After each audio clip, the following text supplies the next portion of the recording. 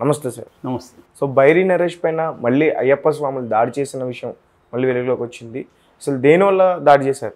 బైరి నరేష్ గతంలో కూడా last year కూడా దాడి చేశారు, మనం చూసాము. తర్వాత అతని మీద కేసు పెట్టారు, అతన్ని అరెస్ట్ చేసి జైలుకి పంపించారు. జైలుకి వెళ్ళి వచ్చి హనుమకొండలో కాలేజీకి వచ్చినప్పుడు బాగా కొట్టారు. ఈవెన్ పోలీసులు కూడా సహకరించారని అప్పుడు విమర్శలు వచ్చాయి. సో బైరి నరేష్ మీద దాడులు అనేవి కొత్త కాదు. ఇప్పుడు నిన్న మళ్ళీ కొత్తగా జరిగింది. నిన్న అతను ములుగు జిల్లా ఏటూరు నాగారం దగ్గర ఒక ప్రోగ్రాంకి, ఏదో నాస్తిక సమాజానికి సంబంధించిన ఒక ప్రోగ్రాంకి అటెండ్ అవ్వడానికి వెళ్ళినప్పుడు అక్కడ ఆ విషయం తెలుసుకొని అయ్యప్ప స్వాములందరూ మళ్ళీ ఒక్కసారిగా అతని మీద దాడికి ప్రయత్నించారు. అయితే దాంట్లో అతను ఎస్కేప్ అవ్వడానికి ట్రై చేస్తూ కారులో బయలుదేరేసరికి అందరూ కూడా కారు మీదకి వచ్చేసారు, అయ్యప్ప స్వాములందరూ. దాంతో అతను కారుని ముందుకు పోనిచ్చేశాడు. పోనిచ్చేసరికి ఒక అయ్యప్ప స్వామికి కాలు ఇరిగిపోయిందని చెప్తున్నారు. సో దాంతో ఇంకా ఉద్రేక ఎక్కువైంది జనాల్లో. దాంతో ఇంకా తరిమారు అతను. మొత్తానికి అతను ఎస్కేప్ కాగలిగాడు అక్కడ. అయితే అక్కడ నుంచి వెళ్తున్న క్రమంలో మేబీ టెన్షన్ వల్ల కావచ్చేమో కానీ కమలాపూర్ దగ్గర అతను మళ్ళీ ఒక చెట్టుకి కారుని గుద్దేశాడు. ఎయిర్ బ్యాగ్స్ ఓపెన్ కావడం వల్ల ప్రమాదం పెద్దగా జరగలేదు, కానీ చిన్న చిన్న గాయాలైనాయి. అవి కానీ ఓపెన్ కాకపోయింటే సీరియస్ అయింది అది పరిస్థితి. సో ఇది నిన్న జరిగింది. ఇది ఒక్కసారిగా నిన్న వైరల్ అయింది. ఎందుకంటే బైరి నరేష్ గతంలో కూడా చంపేస్తామని కూడా చాలామంది అయ్యప్ప స్వాములు రెచ్చిపోయారు. సో అంటే చాలా తీవ్రమైన ఆగ్రహంతో అయ్యప్ప స్వాములు ఉన్నారు రాష్ట్ర వ్యాప్తంగా కూడా. అయితే ఈ సంఘటన అని ఎలా అర్థం చేసుకోవాలి? బైరి నరేష్ది తప్ప, లేకపోతే అయ్యప్ప స్వాములది తప్ప? అసలు ఈ నాస్తికత్వం పరిస్థితి ఏంటి? ఎందుకు భక్తుల్ని వాళ్ళు హర్ట్ చేస్తున్నారు? భక్తులు ఎందుకు హర్ట్ అవుతున్నారు? సరే, హర్ట్ అయితే భక్తులు హర్ట్ అయితే తప్పులేదు హర్ట్ అవ్వడం, కానీ వీళ్ళు తమ దేవుళ్ళని విమర్శించిన వాళ్ళని ఎందుకు చంపడం వరకు వెళ్తున్నారు అన్న విషయాలు మనం మాట్లాడుకుంటే, యాక్చువల్గా నేను హేతువాద సంఘంలో ఇంటర్మీడియట్ నుంచి ఉన్నా. సో 10th తర్వాత నేను ఇప్పటి వరకు కూడా ఎప్పుడు దేవుణ్ణి పూజించలేదు. సో అంటే అప్పట్లో 10th వరకు మా ఫాదర్ ఇన్ఫ్లుయెన్స్ వీళ్ళంతా ఉండేది ఊర్లో. 10th తర్వాత ఇంటర్మీడియట్ నేను శ్రీకాళహస్తిలో చదివినప్పుడు అక్కడ హేతువాద ఉద్యమం చాలా బలంగా ఉండేది. ఏ స్థాయిలో అంటే వాళ్ళు నిప్పులు దొక్కుతారు కదా మామూలుగా భక్తులు, హేతువాదులు కూడా నిప్పులు దొక్కేవాళ్ళు. దేవుడు లేడు అని చెప్తూ నిప్పులు దొక్కేవాళ్ళు వాళ్ళు కూడా. అంటే నిప్పులు దొక్కడానికి దేవుడికి సంబంధం లేదని నిరూపించేవాళ్ళు. అట్లాగే నాగబాముని పట్టుకొని ఆ తలని కొరికేవాళ్ళు. ఇది దేవుడు కాదు, ఇది మామూలు పాము, దీనికి ఏం పగలు ఉండవు, దేవుడు కాదని నిరూపించడానికి. ఇలాగ రకరకాల అట్లాగే మ్యాజిక్లు చేసేవాళ్ళు. అంటే దేవుళ్ళు చేసే, సాయిబాబాలు చేసేవన్నీ కూడా వీళ్ళు కూడా చేసేవాళ్ళు. చేతుల్లోంచి విభూతి క్రియేట్ చేయడం, జోబులోంచి ఉంగరాలు తీసివ్వడం, గాల్లో నుంచి ఇవన్నీ చేయడం, అవన్నీ చేసేవాళ్ళు. అంటే ఇవన్నీ మ్యాజిక్ ఎవరైనా నేర్చుకోవచ్చు, సాయిబాబా ఒకడే కాదు, ఎవడైనా చేయొచ్చు. ఏది క్రియేట్ చేయలేం. మామూలుగా సైన్స్ ఏం చెప్తుంది, దేని నుంచి ఒక పదార్థం నుంచి ఇంకొక పదార్థంగా మారుతుంది తప్ప ప్రపంచంలో దేన్ని కూడా లేని దాని నుంచి క్రియేట్ చేయలేమని చెప్తుంది.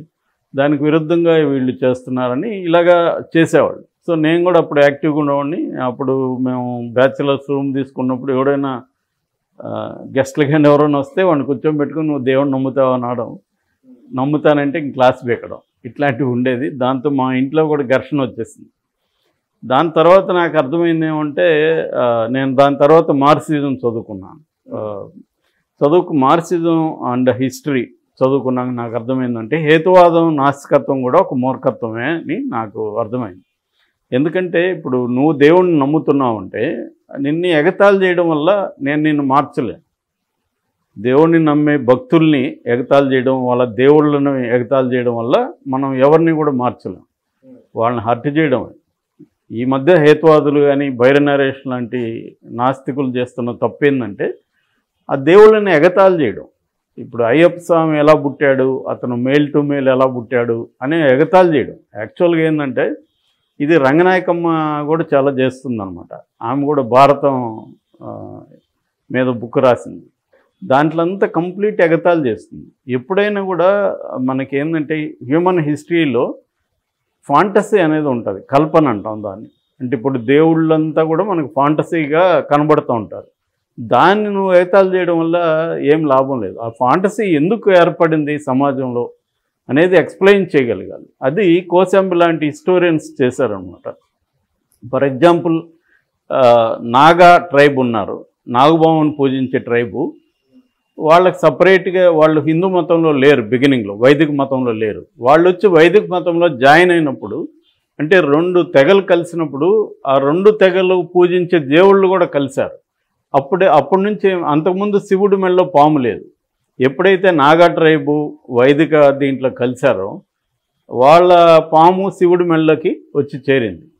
సో దీన్ని ఆయన ఎక్స్ప్లెయిన్ చేసిన తర్వాత ప్రతి ఒక్కరు కూడా కన్విన్స్ అవుతారు హిస్టరీలో. అంటే విత్ ప్రూఫ్ ఆయన చూపిస్తాడనమాట. అలాగే ఇప్పుడు ఫర్ ఎగ్జాంపుల్ వినాయకుడు ఉన్నాడు, ఏనుగు రియలే, మనిషి రియలే, రెండింటిని యాడ్ చేయడమే ఫాంటసీ. సో దీన్ని ఎందుకు చేశారు ఇలాగ అనేది ఆయన ఎక్స్ప్లెయిన్ చేసుకుంటూ వస్తాడనమాట. అది ఇంపార్టెంట్. కానీ హికిల్ చేయడం, భక్తుల్ని హర్ట్ చేయడం అనేది హేతువాదాలు చేస్తున్నా ఇవాళ బాబు గోగినేని కావచ్చు, ఇతను కావచ్చు, బైర్ నరేష్ కావచ్చు, వీళ్ళందరూ చేసే తప్పు ఏంటంటే భక్తుల కంటే మేము గ్రేటు అన్న ఒక ఫీలింగ్తో వీళ్ళు మాట్లాడుతుంటారు.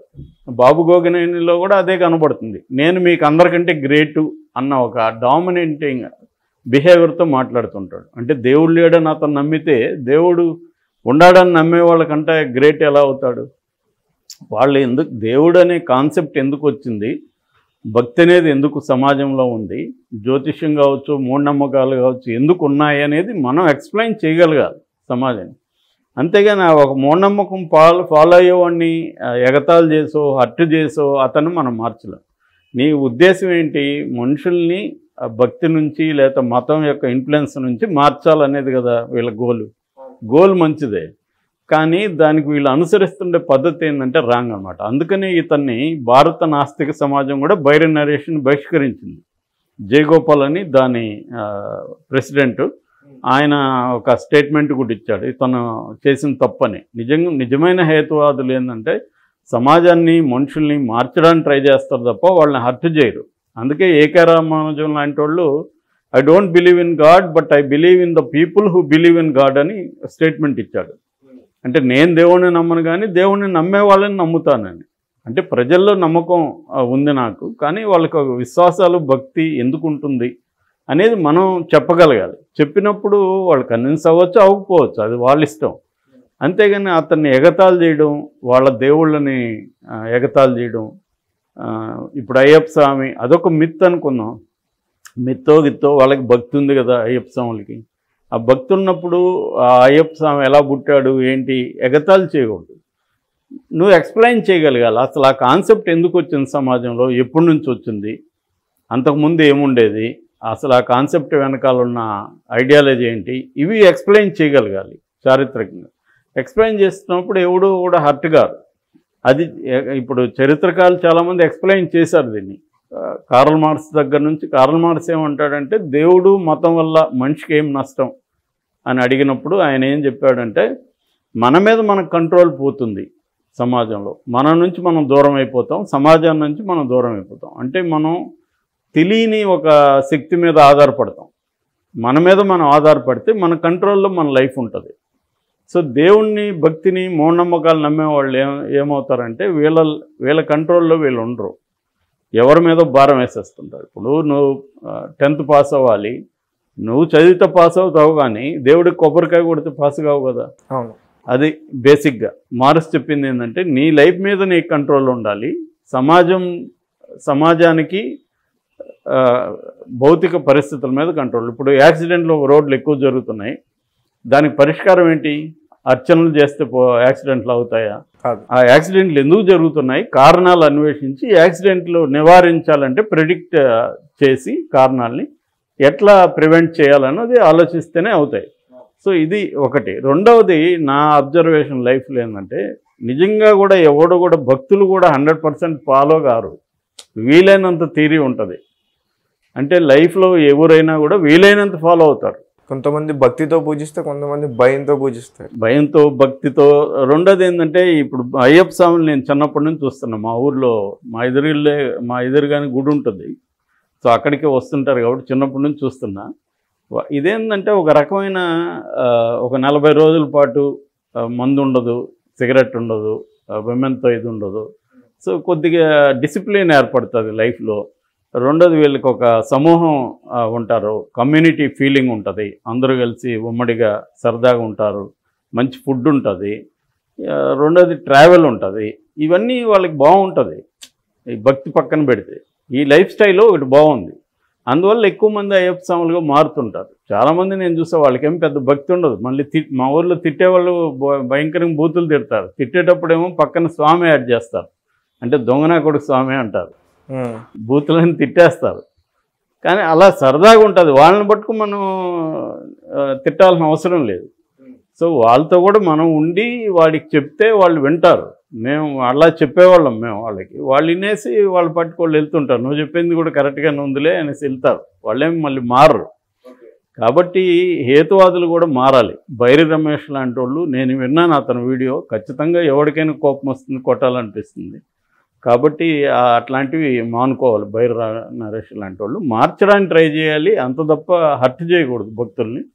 రెండోది భక్తులకు సంబంధించి నేను చెప్పదలుచుకుంది ఏమంటే, ఇప్పుడు నీకు నిజంగా అయ్యప్ప స్వామి భక్తి ఉంటే, అయ్యప్ప స్వామి గ్రేట్నెస్ మీద నీకు నమ్మకం ఉంటే, బైరి నరేష్ అయ్యప్ప స్వామిని గేల్ చేయడము, ఎగతాలు చేస్తే అయ్యప్ప స్వామి అతనికి పనిష్మెంట్ ఇవ్వచ్చుగా, నువ్వెందుకు ఇస్తున్నావు? రైట్. నీ దేవుడి మీద నీకు నమ్మకం ఉంటే నీ దేవుడికి చెప్పు, అతను చూసుకుంటాడు కదా, నీకెందుకు? అంటే నీ దేవుడి కంటే నువ్వు పవర్ఫుల్లా? కాదు కదా నీ ప్రకారం. సో ఇప్పుడు రాముని తిడితే భక్తుడికి ఎందుకు కోపం రావాలి? అది నా ప్రశ్న. అంటే వీళ్ళకి నిజంగా అంత భక్తి లేదు. వీళ్ళకి ఏంటంటే వీళ్ళని తిట్టినట్టుగా వీళ్ళు ఫీల్ అవుతున్నారు. కానీ నిజమైన భక్తుడు ఏం చేస్తాడు? నువ్వు ఎవరిని తిట్టినా పట్టించుకోడు తమ దేవుళ్ళని. ఎందుకంటే నీకు భక్తి ఉంది, నీకు నమ్మకం ఉంది, ఏమన్నా విమర్శించే వాళ్ళని ఆ దేవుడే చూసుకుంటాడని వదిలేయాలి. కానీ వీళ్ళు వదలట్లేదంటే వీళ్ళల్లో కూడా ప్రాబ్లం ఉంది. సో ఈ రెండు వైపుల ప్రాబ్లం ఉన్న ఇష్యూ ఇది. ఏదేమైనా ఫిజికల్ దాడులు చేయడం కరెక్ట్ కాదు. అట్లాగే హేతువాదులు కూడా భక్తుల్ని హత్య చేయడం అనేది కరెక్ట్ కాదు. మార్చడానికి ప్రయత్నించాలి, అంతేగాని హత్య చేయడం వల్ల ఏ రకమైన ఉపయోగం ఉండదు. దాని రివర్స్లో వీళ్ళ మీద దాడులు అనేవి జరుగుతుంటాయి.